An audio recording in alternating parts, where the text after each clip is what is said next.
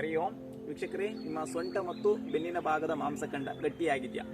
ಹಾಗಾದ್ರೆ ಈ ವಿಡಿಯೋ ನಿಮಗಾಗಿ. ಈ ಆಸನವನ್ನ ದಿನನಿತ್ಯ ಅಭ್ಯಾಸ ಮಾಡೋದ್ರಿಂದ ಸೊಂಟ ಮತ್ತು ಬೆನ್ನಿನ ಭಾಗದ ಮಾಂಸಖಂಡ ಶಕ್ತಿಯುತವಾಗಿ, ಹಾಗೆ ನಿಮ್ಮ ಕೈಗಳನ್ನ ಶಕ್ತಿಯುತವಾಗಿ ಇರಿಸಲು ಸಹಾಯ ಮಾಡುವಂತ ಆಸನ ತ್ರಿಕೋನಾಸನ. ಈ ಆಸನವನ್ನ ಅಭ್ಯಾಸ ಮಾಡಲು ಮೊದಲು ನಾವು ಸ್ಥಿತಿಗೆ ಬರೋಣ. ಈಗ ಎರಡು ಕಾಲುಗಳನ್ನ ನಿಧಾನವಾಗಿ ಸಪರೇಟ್ ಮಾಡ್ಕೊಳ್ಳಿ. ಹಾಗೆ ಬಲಪಾದ ಹೊರಗಡೆ ಟರ್ನ್ ಮಾಡ್ಕೊಳ್ಳಿ, ಎಡಪಾದ ಒಳಗಡೆ. ಉಸಿರನ್ನ ತೆಗೆದುಕೊಳ್ತಾ ಎರಡು ಕೈಯನ್ನ ಭುಜದ ಅಂತರಕ್ಕೆ ಮೇಲೆತ್ತಿ ನಿಧಾನವಾಗಿ ಉಸಿರನ್ನ ಹೊರ ಹಾಕ್ತಾ ನಿಮ್ಮ ಬಲಕ್ಕೆ ಬೆಂಡ್ ಆಗಿ. ಈ ಸ್ಥಿತಿಯಲ್ಲಿ ಸಹಜವಾಗಿ ಉಸಿರಾಟವನ್ನ ಮಾಡ್ತಾ 30 ಸೆಕೆಂಡ್ಸ್ ಹೋಲ್ಡ್ ಮಾಡಿ. 30 ಸೆಕೆಂಡ್ಸ್ ಹೋಲ್ಡ್ ಆದ ನಂತರ ಮತ್ತೆ ನಿಧಾನವಾಗಿ ಮೇಲಕ್ಕೆ ಬಂದು ಕೈಯನ್ನ ಕೆಳಗಡೆ ಇಳಿಸ್ತಾ ಕಾಲನ್ನ ಒಂದಕ್ಕೊಂದು ಜೋಡಣೆ ಮಾಡ್ಕೊಳ್ತಾ ಮೊದಲಿನ ಸ್ಥಿತಿಗೆ ಬನ್ನಿ.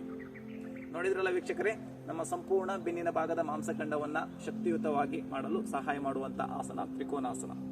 ಈ ಆಸನವನ್ನ ದಿನನಿತ್ಯ ಅಭ್ಯಾಸ ಮಾಡ್ತಾ ನಿಮಗಿರುವಂತ ಈ ಸಮಸ್ಯೆಯನ್ನ ನಿವಾರಣೆ ಮಾಡ್ಕೊಳ್ಳಿ ಅಂತ ಹೇಳ್ತಾ ಇವತ್ತಿನ ಈ ವಿಡಿಯೋನ ಮುಗಿಸ್ತಾ ಇದ್ದೀನಿ. ಹರಿ ಓಂ ತತ್ಸತ್.